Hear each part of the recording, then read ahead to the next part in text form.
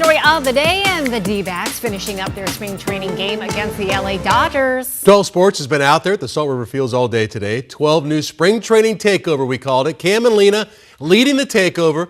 It looks like the game's just about over, right? Did it finish up? I know it was just about over. We saw you last time.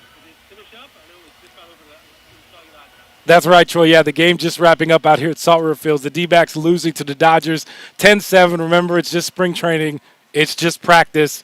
It doesn't matter. Guys are working on things. Some of the stars for the Dodgers weren't even here, but it's good to see a lot of the D-backs, big names, get in the lineup too as well. You saw Nolan Arenado get a hit too as well. Pavin Smith hit his first home run of the spring. We just got a chance to talk to him moments ago. You can find that interview on 12news.com here soon. But the big story of the day, obviously, and we mentioned at the top of the show, Merrill Kelly is going to miss opening day with nerve irritation in his back. So Zac Gallen, the guy who started today, first start of the spring training, my guess, is he's up for really serious consideration to start opening day. He has to be. I mean, he was the ace to start last season. Yeah. He's been one of the longest tenured pitchers in this clubhouse. And, of course, his talent, he admitted last season wasn't his best. Yeah, but if we can get the 2023 Cy Young Award candidate, Zac Gallen, in Dodger Stadium to start the season, I think that would be really promising for this team. Your heart breaks for Merrill being a local product, representing his hometown team, getting an opportunity to start opening day for the first time in his career. But as we take you inside the clubhouse to hear from Zac Gallen, you know that he will be ready for the opportunity should it become his next month. After, a somewhat slightly late start to the spring, you get out there for your first start today. How are things feeling in your one inning of work? Yeah, everything felt pretty good by my standards. Ball felt like it was coming out really good. Obviously, first batter or two, it's always a little odd facing a different uniform, but once we kind of got into the swing of things, it was just like riding a bike, just getting back out there and trying to make pitches. 23 pitches in total. You had that 9-pitch battle with Freeland there.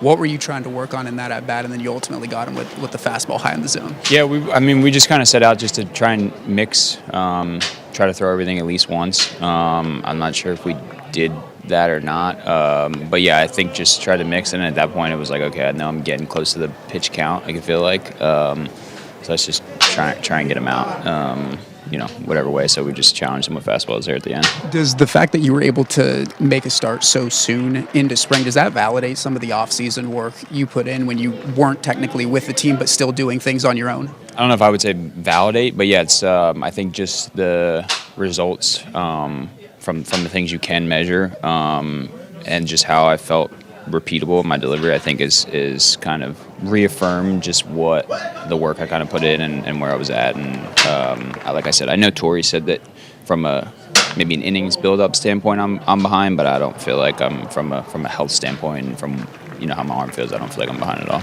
Good to put that jersey on again after the offseason, maybe some uncertainty, but back in a D-backs uniform, back here at Salt River Field. Yeah, awesome to put the uniform back on. Awesome to be somewhere where I'm familiar with so many familiar faces. So yeah, it's not something that I take for granted.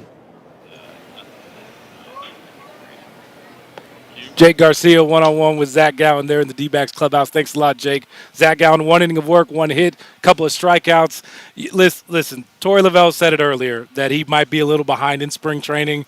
I love hearing Zac say that. You knew he was going to say that right off the rip, that he's more than ready to go. That gives you signs that, listen, now with the injury to Merrill, maybe they got to push him up just a little bit and have him even more ready to go opening day. Guys like Brandon Pfaadt, Ryan Nelson, Eduardo Rodriguez. Still, this rotation is still pretty stacked, Lena, but you'd have to think that Zac Gallen is the favorite now moving forward to start opening day. Absolutely, and even before he was signed here, he said that he wanted to spend the rest of his career here, so whether that happens will remain to be seen, but just to have him back on the 2026 roster is impressive. Tram and Troy, I'm curious when the last time you guys came out to a spring training game at Salt River Fields or otherwise throughout the valley.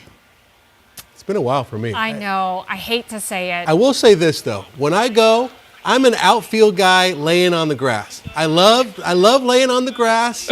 That's with a nice hot dog, maybe a cold beverage, and things are good. Water. Yeah, some ice water. We got you. Well, you know what, Troy? We're going to pick out a spot for you. We'll label it for you. Troy's spot in left field. We got you. Ooh, with an extra large towel for all of us to come join you. Yeah, there we go. Yeah, I could play Frisbee out there. That'd be good. Thanks, guys. Well, I was going to say, can you bring Can play dogs? frisbee. Got it. I don't think Got you it. can bring dogs. No? I don't know. Okay, I was just wondering. Maybe they don't. Is there a dog day? don't- That's a good question. I don't think so, Treya. But No? I bet there's a sometimes dog we do day. have a bark yeah, at the park, yeah. whether it's Chase Field or at spring training.